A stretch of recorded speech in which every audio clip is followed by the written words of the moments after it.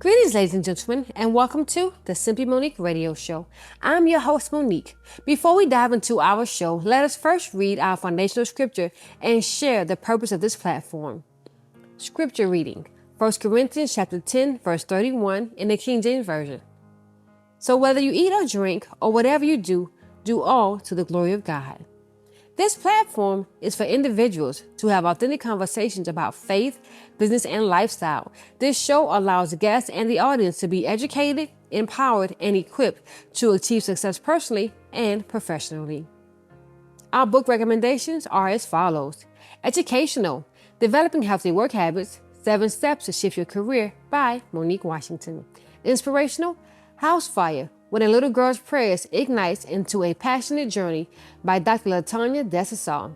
Relationships, The In-Tune Husband by Charles Maris. Children, The Life of a Seed by Khaleesi Sheree. Business, The Kingdom-Driven Entrepreneur's Guide, Doing Business God's Way by Shay Bynes. And Still Running with Blinders, The Top 17 Mistakes of Small Businesses Make by Brian Joubert, aka Rich Boy. In world news today, former President Joe Biden is still canceling student loan debt outside the White House. There are more job openings than applicants, and it is tough to get a job in today's economy. Could the ceasefire between Israel and Hamas be in jeopardy? I do not know, but you guys stay tuned, and we'll keep you updated. Be sure to tune in every Thursday at 3 p.m. Central Standard Time for another episode of the Simply Monique Radio Show. Until next time, stay up, be blessed, and peace. Today, ladies and gentlemen, we have a very special guest. Y'all know I always say my guests are special because they've given me an opportunity to share their gifts and talents and time and treasure with me and with you all, the audience. So today's guest, ladies and gentlemen, is a resilience and recovery coach who specializes in helping individuals navigate their life transitions. She's also currently training with the Institute of Life Coaching, which is an ICF accredited program. That's very important, ladies and gentlemen. No scammers or con artists here. She is also a mother and a military spouse who understands the challenges of adapting to change. And we know being resilient, that's important. And military life can be challenging and difficult if you've been married to a military member or you in the military yourself. Faith, as she is known, she hosts the Tell the Triumph, I Survived to Heal podcast. This is where she empowers the listeners to overcome adversity and embrace post-traumatic growth. Welcome to the show, Miss Faith. Oh, gosh. Thank you. Yeah. Thank you for coming on, Faith. I was trying to pronounce your name, and I was practicing it, and I did not get it. So if you don't mind, sharing it properly. Thank you. No, not at all. Monique, I'm so excited to be here. I'm grateful to you for allowing me on the amazing platform you created. I mean, you're doing a wonderful job, and I'm grateful to be here. The name is a bit of a tricky one. So you're not alone. I had to learn it myself after I got married. So the last name is Ehiozuwa, Faith Ehiozuwa. Yeah, I think you did great with that. Thank you. So, Faith, tell our listeners a little bit about you. I know I shared a glimpse of who you are, but I know there's always a story behind the person. So let our listeners know something that's unique to yourself, that's something that's not in your bio, not about you being a mother or a wife, or anything affiliated with the military or coaching, but something unique to you that we don't know. Oh, that's a great question. That's a good way to start. Yeah. Something unique or interesting about me. Okay. Mm-hmm. I guess maybe something I can add to the introduction. I would say I am a Liberian by birth, and then an American by adoption, and a Nigerian by marriage. Oh, wow. Multicultural, diverse, everything. So Liberian by birth, an American through marriage, and then you became a... Yes, American by adoption, and a Nigerian by marriage. And yes, a Nigerian by marriage. So being from Liberia and then marrying a Nigerian, that's 2 different cultures, right? Similar but different, right? Exactly, yeah, spot on. Wow. Okay, so all right, so you married into a different culture altogether, and I think Yes. that is pretty cool, pretty cool, pretty neat. So definitely you um intersected a lot of realms. So something you mentioned being adopted and becoming an American. So in some things that we were going to talk about today has to do with marriage and relationships, y'all. We're going to discuss marriage, relationships, and how part of Faith's story, she liked to discuss in marriage relationships and transition from being someone who once hated men to being able to accept love and the trauma that comes with those different barriers, if you will. So being able to intersect one culture unto the other. I'm going to ask you this first. I had a different round of questions we was going to ask, but you mentioned that kind of changed some things in my mind, right? So let's just switch some things around here. So being that you grew up in one culture and married into a different culture, how were you able to bridge that gap? Yeah. I think the best part about this is that I'm an African at the core. So meaning the base of everything who I am, I'm an African, right? So born in Liberia, Mm-hmm. for those who don't know, maybe it's West Africa located. Mm-hmm. But yeah, even though I'm West African, my husband's from Nigeria, so therefore he's also West African. But like you mentioned earlier, which was so spot on, there is still this difference or this gap that is within the cultural differences.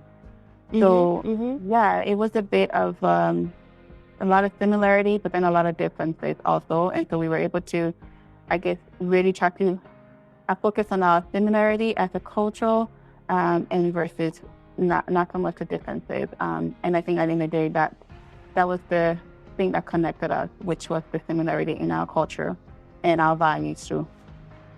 I love that, actually. I love that. That's our first nugget, y'all. That's our first tidbit for today in the show. The focus on similarities instead of the differences in each other.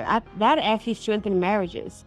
And so I want to say this here because you are married and you have a beautiful family and you've been married for quite some time now. What advice would you want to share starting off with those who are married or desiring to get married? Even somebody who might be living a divorce, what's something that you and your husband found to be useful in marriage? Yeah, I think it's very different for each individual. And like you said, every situation is different. And what may work for us may not work for everybody. But I would say what has worked for us in our marriage so far is communication and just understanding. So those two things. That is great. That is great. Statistically, communication is one of the there's a trifecta I heard this judge say. Finances and communication. I forgot what the third one was, but she mentioned finances and communication being an issue in marriage. And so you mentioned something that was very important as it pertains to marriage, communication and understanding. I believe we have to understand each other's likes and dislikes when we are happy, when we're sad and on our mood. Some people say there's a book by a guy, I can't think his name, but it's called The Love Languages. But then I learned there's a new book out here, and it's about the 5 apology languages, learning how to apologize in that person's love language, right? Yeah. I think that is really cool knowing that, because if someone apologizes to you verbally, that may not be what you need. You may need them to do something, some sort of action or behavior that shows they're sincerely apologetic. Yeah. Yeah. So you shared in our conversation previously that you transitioned from hating men to accepting love, right? So how did you, where do you think your hatred for men began? I know where mine started at and I had to get rid of it. But we may have some similarities there, right? So where do you think your hatred for men began? How did you begin to hate men? Was it something traumatic that happened that pushed that button for you? Or just what you were exposed to perhaps? Yeah, I think nobody gets up in one day, and at least I haven't met that person yet. If you're out there, maybe you're just special.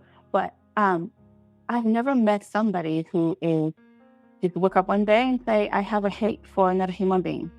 You know what I mean? And I think it's somehow there's some type of backstory to some of these things. It may not be the person that was hit. It may not be the actual person that created this tension within us or this fear or whatever it is that's coming up and showing up for us in that moment. It may be something totally different, something in the past that was not really taken care of, that is now presenting itself in a form of hate. So yes, going back a little bit to where all of this, you know, where this whole thing came up as far as what brought up this messaging, or so to speak, bad mind programming about men not being Yes. trusted, men not being trusted for me, or even the thought of thinking that men were incapable of loving me. So that was kind of where it all started for me. Was picture this, right? Imagine this: you are a young girl, and you're maybe in my toddler years, we'll say. This all stems from with the different stages of my life. So I want to cover those each just quickly and briefly. And so how this whole idea and this messaging of hitting men really started. It once started in my toddler years. Around 5 years, I remember 5 years old. So imagine this 5 years old girl. Your family are very big in their religion, Christianity. And they go to Bible study every day. It's a part of the spiritual fabric, right? And while they're gone in this home that you rent, you are exposed to many other things at age 5. And one day you find yourself in this dark space or dark room and you're being violated, right? So that was something that started at that age. And then moving forward just towards my teenage years, where I was more cultivating myself to become who I was, or who I think I was going to be in life, and experiencing something else again within that. And this could be somewhere at the orphanage home where I was staying at this point in my life. So I had something else happen there.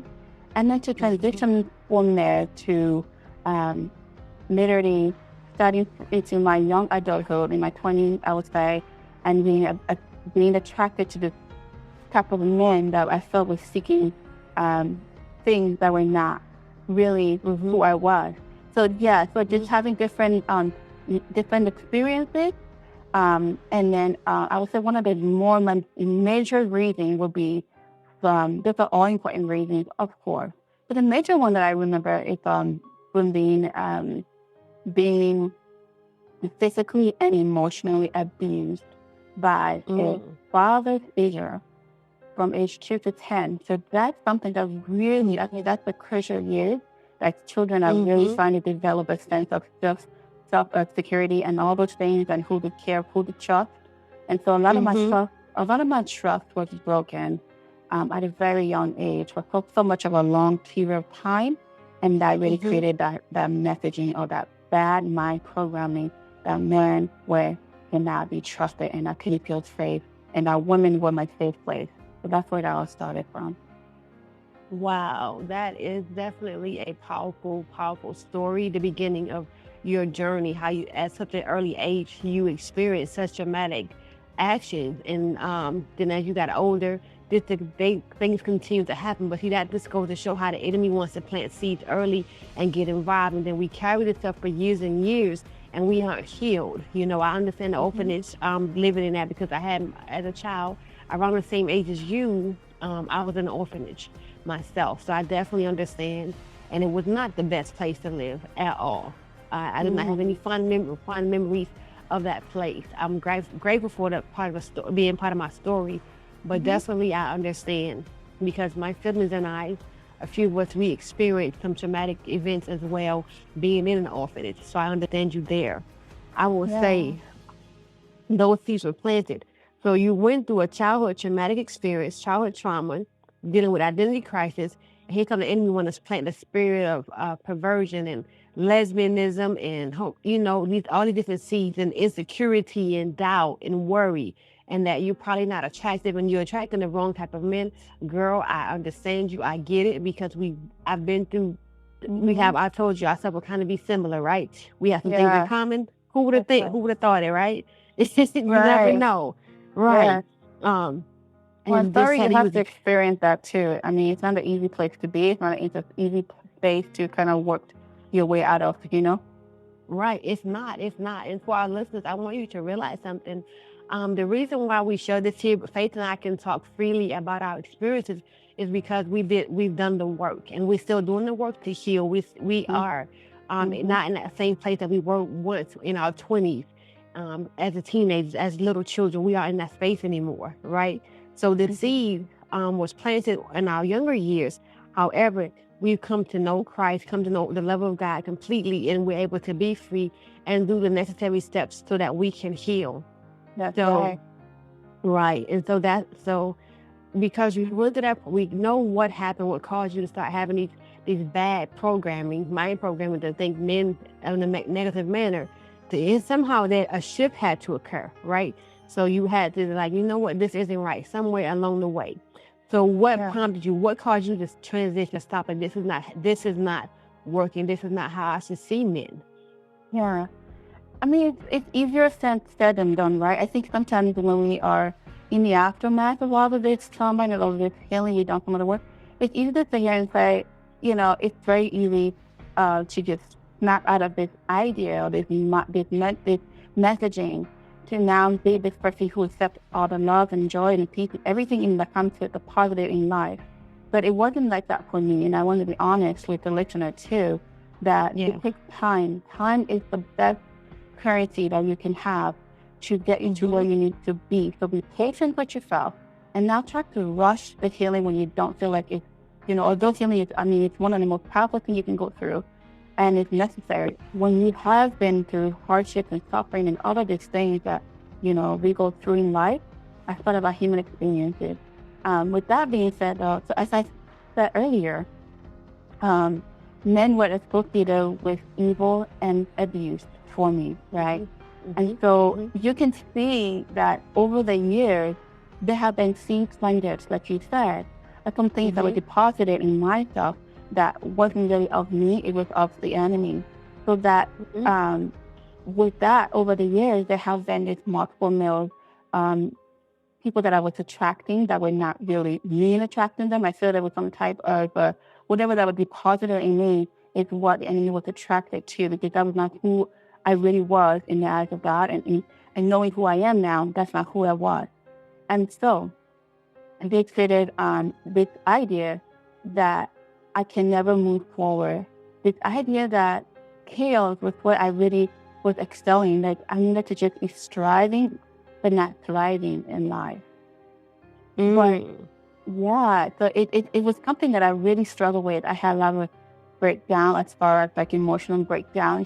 Nothing psychotic, but just really feeling so overwhelmed at times that I can't get over this mind of hating men. Why can't I? And so then, as far as things will happen in life, when we least expect it, sometimes the positive things are always also show up, right? And so that's what happened for me. And so in 2012, I met my husband, and he was a godsend.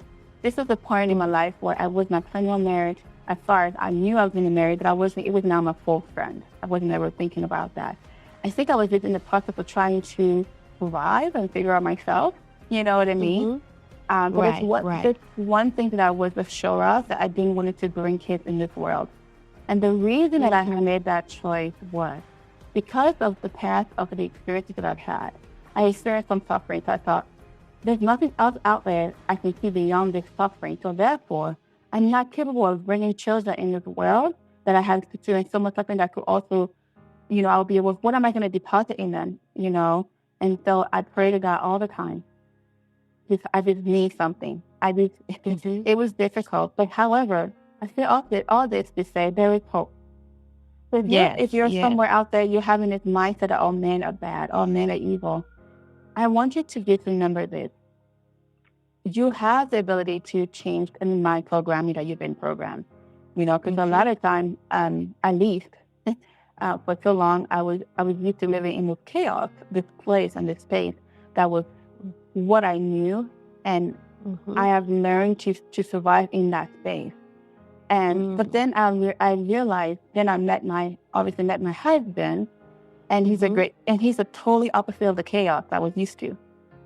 And so it was a bit of a clash for me, not so much him but me, because I was like, why is he not like beating me up? Like, why is he not being negative and being angry and really like doing some bad things to me to prove that, yes, see, all men are evil.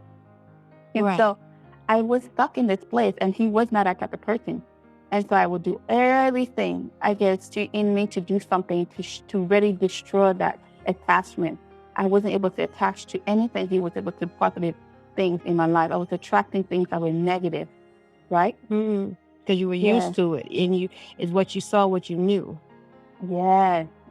Like, how can you do better when you don't know better? You're coming from a place of that you can't see the big picture when you don't have the picture. Does that make sense? So it was a bit of a work, But here's one thing I noticed. For so long, I was stuck in this place, like I said. And my husband, when I met him, he started, there's certain qualities and characteristics that he started to bring. And these are characteristics that was of God. And these were positive things that he was depositing in me. And he was trying his best to let me see, the really true reality of who God had designed me to be. But I was so just in this chaos I met, and I couldn't see that. And so he brought time. He allowed time. He brought time into my life for me to be able to have a space, a secure space in my home that he helped create it, so I can be able to have that time to heal. Patience. He also brought patience in my life to show me that I am here. You can trust me. I'm here to stay. I'm not here to escape. I'm not here to run away. I'm here to be with you. I want to be with you and establish something together, And then he also brought understanding. And that's something that I was also missing because I was still trying to make sense of the past, but also trying to figure out how to move forward. And so he was there to make me understand that he will allow time, and he will be patient and understanding for me to be able to rebuild trust and feel to feel safe again, and with man and with him after experiencing all this type of suffering and abuse. So it took a lot of time, Yes, and I do know. Yeah, and so long I was like, it was like, is it even possible? Can I sell myself out of this place? I feel like sometimes though, I was in victimhood, and I was in between. It was like, how do I go from victimhood? Because victimhood is a good place to be when you just have experienced something so traumatic in your life, and you don't really know how to make sense of it, And so I was like, okay, I am a victim. So I had to first realize, yes, I'm a victim. But then I realized 10 years, 15 years later, I'm like, I'm still in this victimhood. Like, this hood does not feel good. It's a hood that is like, everybody in that hood they're all traumatized. So I'm like, how can I move in from victimhood and crawl my way into healing towards Victor Street, where I can kind of see some light at the end of the tunnel and see, and like learning to laugh a little bit and learning to hope for my future, and just all those things, positive things that I was missing. And I think deep down inside of me, I felt like just surviving in life and surviving in fear, my inability to trust men based on past experiences was not a good place for me to be. I couldn't thrive from that place, And then there was this time in our marriage when I wasn't prepared. I wasn't present, obviously, and due to the constant reminder of the past. Because the enemy will be reminding you of your past to keep you in the past, right? And I found myself just staying there. And then the messaging was by men doing bad, even though I was in a different reality now, didn't connect. Yeah, the messaging that I was carrying didn't really connect with the reality that I was living in the present life that I was experiencing. So yes, because you had become used to something and familiar with it. And so what your husband did, he brought something that you weren't used to and wasn't familiar to you. He was no longer common. What your experience was common. It's like, I know this. And so it was like a shock to the body, a shock to the mind. Like, okay, he's kind to me, he's loving to me, he's gentle. He's truly showing me the love of Jesus Christ. And what do I do with this? It's kind of like Thomas. He was doubting. He's like, Jesus Christ, is that you? Yeah. Show me if that's true. And so Jesus showed doubting Thomas as he's known by. They showed him that. When Christ showed you through your husband love and kindness and patience, he showed you that, which enabled you to break those scales, enable you to see and know, like, I am perfect for my husband. I am fearfully and wonderfully made. And I marvelous at God's work that I know full well. He was able to, he gave you the love you needed, the understanding you needed, and the patience for you to walk through it and for the healing process. And you guys been together ever since. And so those are some nuggets our listeners can learn from as well, Faith, that they should be with someone who have Christ-like characteristics, which is the fruits of the Spirit: kindness, gentleness, meekness, love, peace, long-suffering, self-control. They are not abusive physically, verbally, mentally, emotionally, even financially or sexually abusive. Those are not Christ-like characteristics, okay? And so That's right. you said be with someone who will understand you. And I love when you said about moving from victimhood to victory street, and how you like, hey, I've been a victim all these years, but I was a victim, but I don't want to stay here anymore, right? You decided that you didn't want to be a victim and a victim mindset, a victim behavior anymore. You decided, I want to be on victory street, and what do I need to do? So you taking all these courses now, these trainings. Let us know. Yes, girl, you doing it up. You're progressing. You're a thriving coach. Yeah, she didn't tell you about this thriving part here. I wanted to touch a little bit on this thriving coach, right? So that she's a resilience coach. As you can hear, if you're listening, a resilience coach. You hear the resiliency mentioned in this conversation so far. She's a recovery specialist. She empowers women in ages 30 to 50 to thrive. THRIVE. Y'all, we're thriving here by managing stress and overcoming burnout. She's able to help you all learn to navigate your life transition, boost your resilience, and reach both personal and professional aspirations. So, through your adversities, you birth something that you're empowering other women in doing so. Yeah, I'm glad you brought that up. It's true.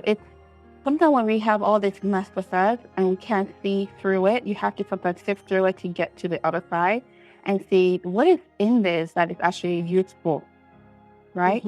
And so once you've done that, and that it's something that's powerful to do, because it does help a lot to kind of sift through it, right? To not get to the point where you're like, oh, I think there's something in here I can use that's useful, and maybe that could be in the form of a lesson, or some type of a messaging that you kind of, that you're like, okay, this is it. So as you mentioned, thriving, and I recently came up with the idea of having the coaching name be Thriving Beyond.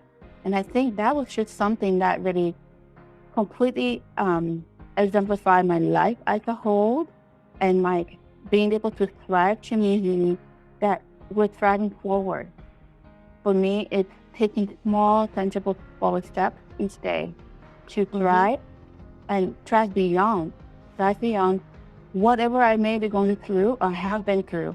You'd be surprised what God can do to get us to get to where we need to be with the amount of resources He will connect us with to get to that beyond part of the trauma, and to get to that post-traumatic growth, where if you're able to focus on the trial of your story and not really stay in that part that doesn't serve us well, the victim, all the stuff that we sometimes think to stay in.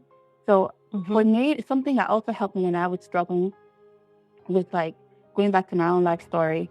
There was a time where I began to pray to God, and I pray to God first for understanding, because sometimes when you have been through all these messy things in your life, suffering, pain, whatever, trauma, you may not get all the answer, right? The goal is not to, I hope it's not to get the answer of why somebody did what they did, because we cannot get to that place in life. Unfortunately, I hate to say this, but it is I found in my life, you can never get the offender to really tell you why. And even if they give you the why of why somebody created something for you, you may not really want to accept it, and you can't accept it sometimes. So what I decided to look for in my life story is the understanding and the lessons within that. So that way I know I have some tools to not really go back into that situation and repeat that cycle, to break that pattern that I've been carrying.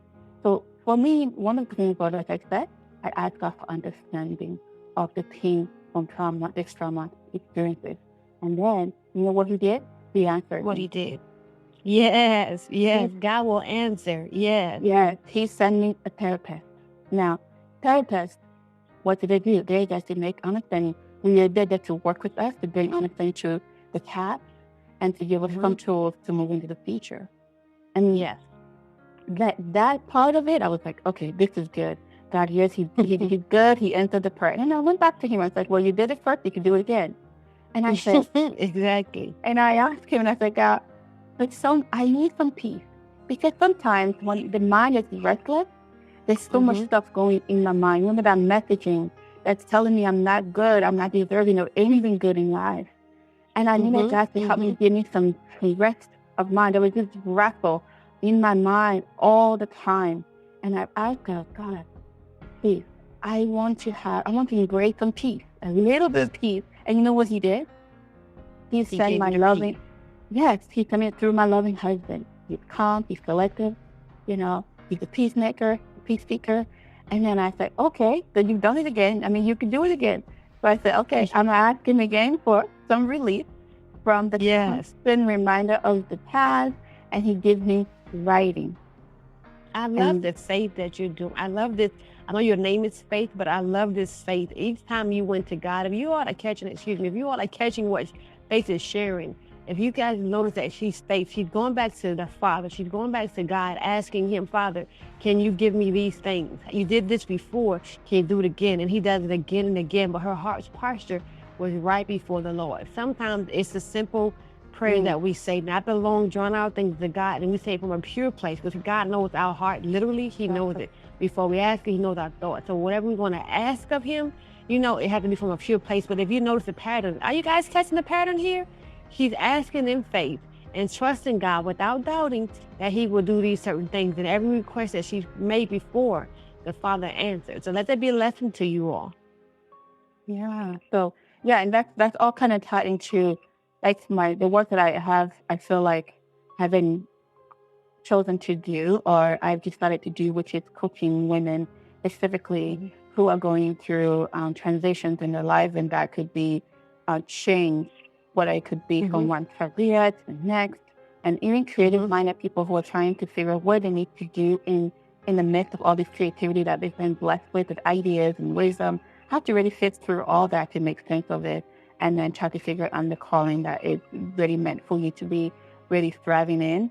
And then, just like I said, military life is something that I'm already in part of as a military spouse the past 12 years.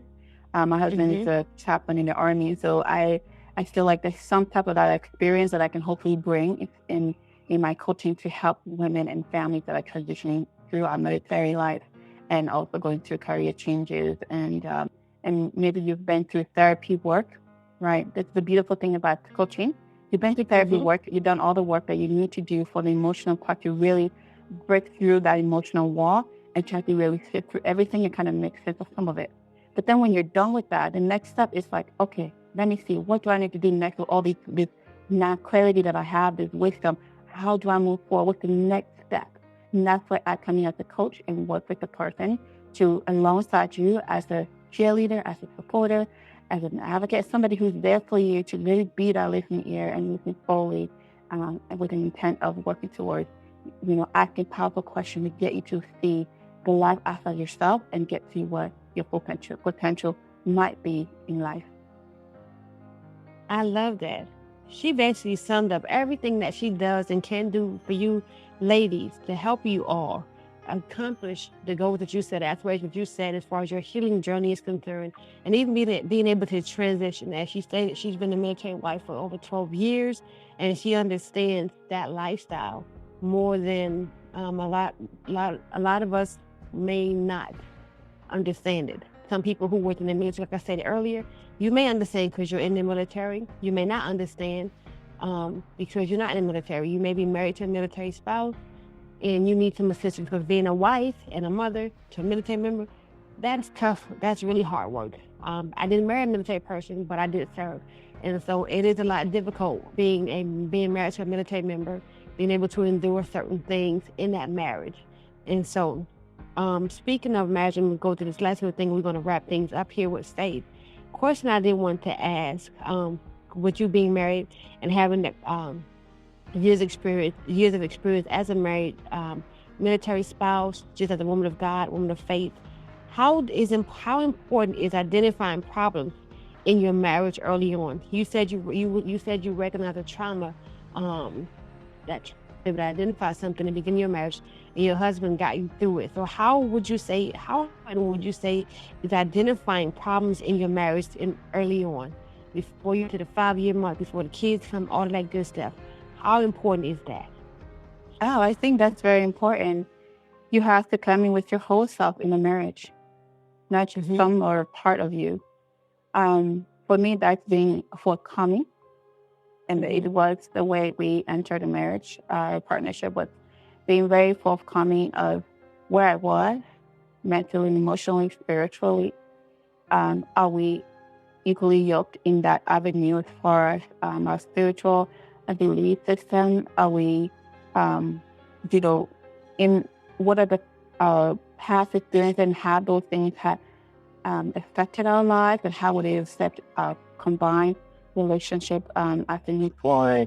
What are some things that have attributed to the way we see life? For me, it was, why do I hate men, and why do I feel like this messaging, painting all men with the same brush, was important, or why I feel like I needed to stay in that mindset. And so there's a lot of things that should come up, I feel like, within before the 5-year mark of a marriage. But I think also too, it depends. I mean, the first day you meet a person, you may not be able to verbalize every single part of you. That's not the goal, because that may not be the right person for you anyway. So it's when you get to the point where a level where you feel this is it, and you both have agreed and have confided with God, and God has said this is it, and then you're like, good. Then that's when you start to do all of those exposing whatever messaging. There could be anything that may be the devil wants to use in the future to bring some type of tension and separation. You want to bring that forefront and not deal with it then and there, or at least have it exposed, so that way the devil can use it against you and against your marriage and your partnership. I love that. Yeah, we've been having such a wonderful conversation, a wonderful time here, but we have to go, ladies and gentlemen. We have to go, excuse me. Faith, let our listeners know how they can get in touch with you to receive your services, how they can follow, like, and subscribe, and stay abreast of what you having going on so that they can thrive beyond. Yeah, right now I'm still in the process of getting my certification through. I'm trying to do this the right way, my coaching, and it's like a 5 to 6 month program. I'm getting that done with the ICF, with the Institute of Life Coaching. They've been around since 1975, so they are a very good program. And then after that, we'll go ahead and get certified or a credential through the ICF, which is the International Federation of Coaches, and hopefully that will get me ready and prepared to become doing what I feel so passionate about doing, and I have been doing over the years, but haven't been very certified yet, I guess. But yeah, so you can reach me on my social media. I'm mostly on Facebook, just my name. I don't really have like a big social media stuff, but I do mostly stay on Facebook, so that's where normally I am, which is Faith Ehiozuwa on there. And then I also am on YouTube sometimes. You can see my podcast, which is Tales of Triumph. I survived to heal. And you can see some triumphant stories and of where they've gone, where they've been, where they're going, and all those things are on there. But yeah, that's me. Okay, you guys make sure you go to her YouTube and to her Facebook channel. You can find her there on Facebook, okay? It's SAITH, last name EHIOZUWA, and follow. She posts there constantly, consistently. You will find out little tidbits that she shares, be it marriage, relationships. She always shares some sort of inspirational quote. All right, ladies and gentlemen, we'd like to thank Faith for being a guest on the Simply Monique Radio Show. Until next time, stay up, be blessed, and peace.